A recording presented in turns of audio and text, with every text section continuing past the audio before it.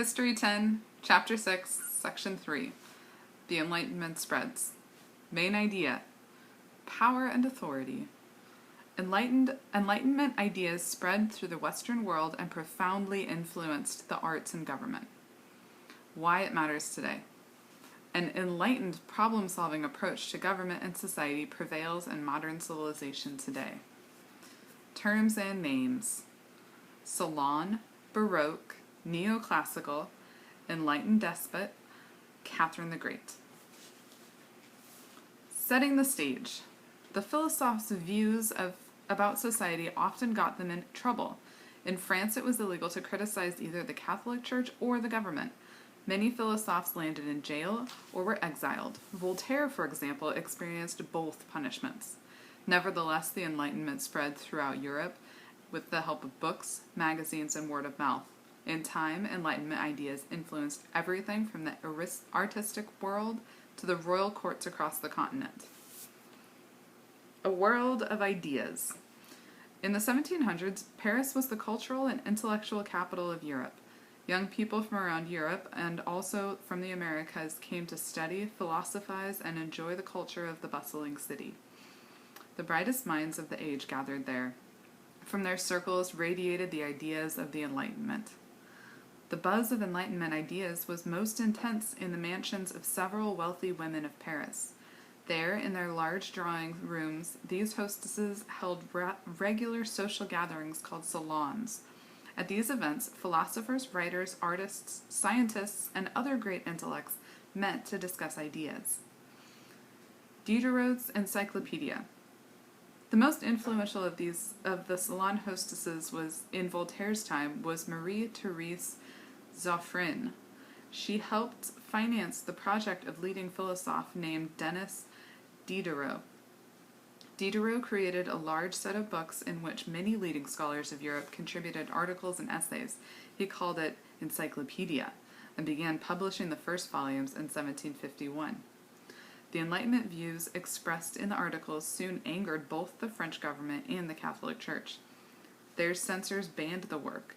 They said it undermined royal authority, encouraged a spirit of revolt, and fostered moral corruption, irreligion, and unbelief. Nonetheless, Diderot continued publishing his encyclopedia. The salons and the encyclopedia helped spread Enlightenment ideas to educated people all over Europe. Enlightenment ideas also eventually spread through newspapers, pamphlets, and even political songs. Enlightenment ideas about government and equality attracted the attention of growing literate middle class, which could afford to buy many books and support the works of artists. At the top on page 203, connection to today. Cyber cafes. Not so much today. These days, when people around the world gather to explore new ideas and discuss current events, many do so at internet cafes. These are coffee shops and restaurants that also provide access to computers for a small fee. While internet cafes originated in the United States, they are thought to be on the decline in America as more people become able to afford their own computers. Overseas, however, internet cafes continue to boom. Observers estimate that some 200,000 operate in China. Most of them are illegal. Chinese Communist government has little desire to give so many of its citizens access to the kind of uncensored information that the internet provides. As was the case in the Enlightenment, however, the spread of new ideas is often too powerful to stop. New artistic styles. The Enlightenment ideals of order and reason were reflected in the arts: music, literature, painting, and architecture. Neoclassical style emerges.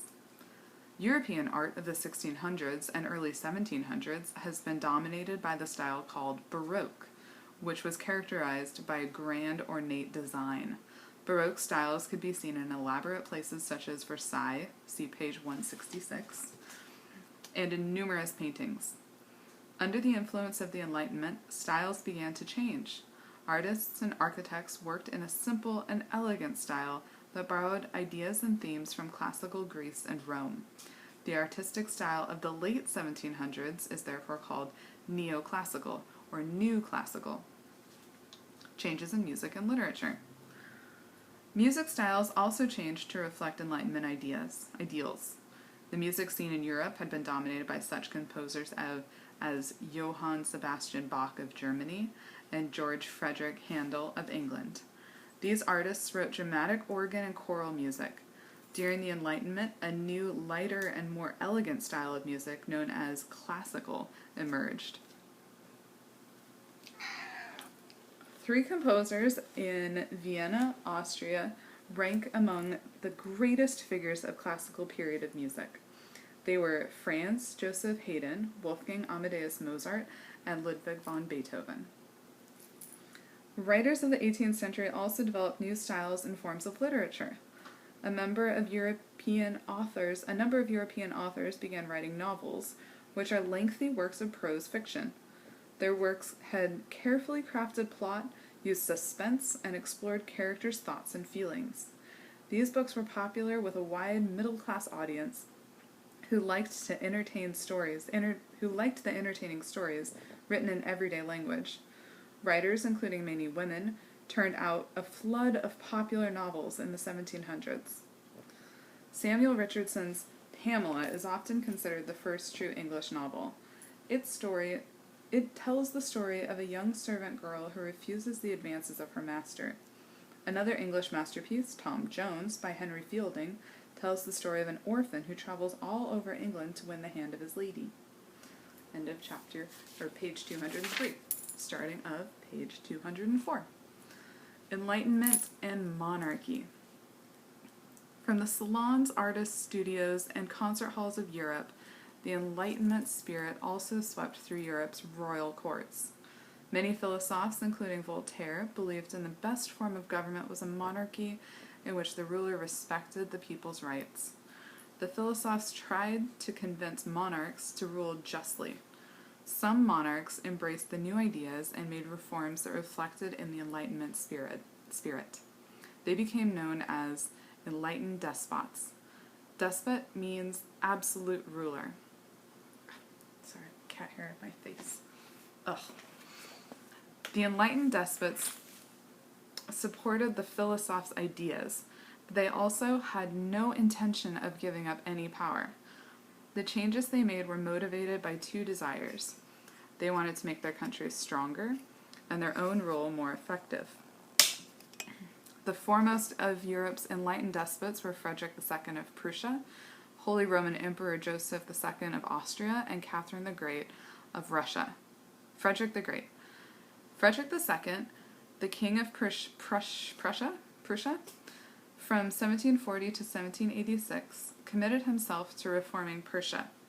He granted many religious freedoms, reduced censorship, and improved education. He also reformed the justice system and abolished the use of torture. However, Frederick's changes only went so far. For example, he believed that serfdom was wrong, but he did nothing to end it, since he needed the support of wealthy landowners. As a result, he never tried to change the existing social order.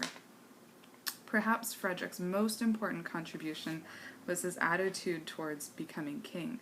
He called himself the first servant of the state. From the beginning of the reign, he made it clear that his goal was to serve and strengthen his country.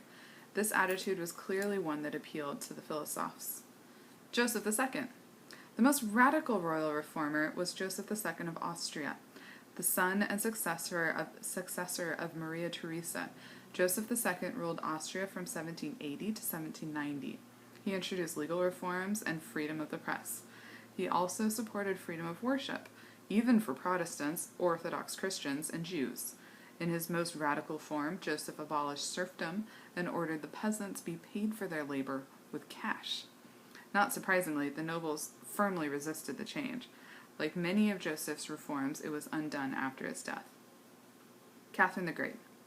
The ruler most admired by the philosophes was Catherine II, known as Catherine the Great. She ruled Russia from 1762 to 1796. The well-educated empress read the works of the philosophes, and she exchanged many letters with Voltaire. She ruled with absolute authority, but also sought to reform Russia. In 1767, Catherine formed a commission to review Russia's laws. She presented it with a brilliant proposal for reforms based on the ideas of Montesquieu and Beccaria. Among other changes, she recommended allowing religious toleration and abolishing torture and capital punishment.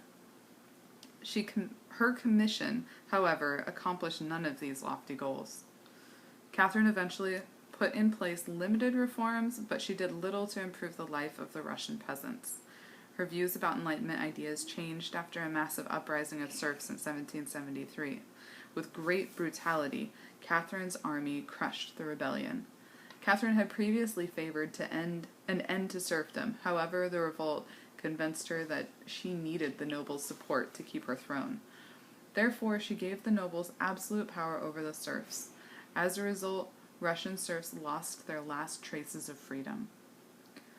Going back to page 204, we're going to look at changing idea, relationship between ruler and state. The old idea and the state and its citizens exist to serve the monarch. As Louis XIV reportedly said, "I am the state." New idea. The monarch exists to serve the state and support citizens' welfare.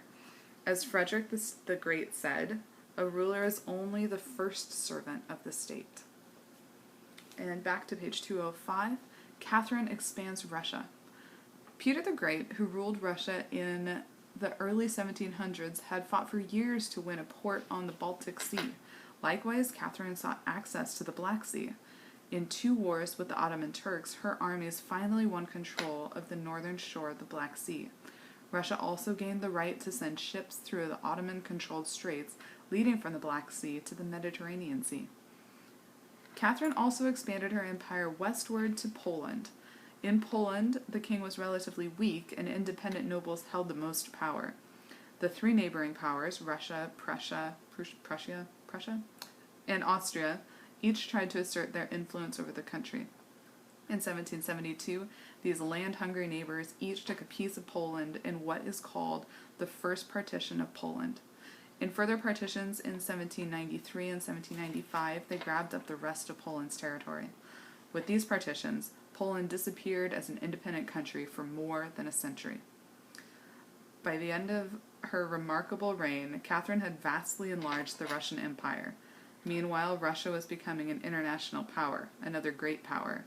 Britain faced a challenge from its Northern American colonies. Inspired by Enlightenment ideas, colonial leaders decided to do the unthinkable, break away from their ruling country and found an independent republic. Switching over to the right, the pop-out box, History Makers. Catherine the Great, 1729 to 1796. The daughter of a minor German prince, Catherine was 15 when she was handed over to marry the Grand Duke Peter, heir to the Russian throne. Peter was mentally unstable. Catherine viewed her husband's weakness as her chance for power. She made important friends among the Russia's army officers and became known as the most intelligent and best-informed person at court. In 1762, only months after her husband became Tsar, Catherine had him arrested and confined. Soon afterward, Peter conveniently died, probably by murder. End of section 3. Again, the terms for the section were Salon, Baroque, Neoclassical, Enlightened Despot, and Catherine the Great. The end.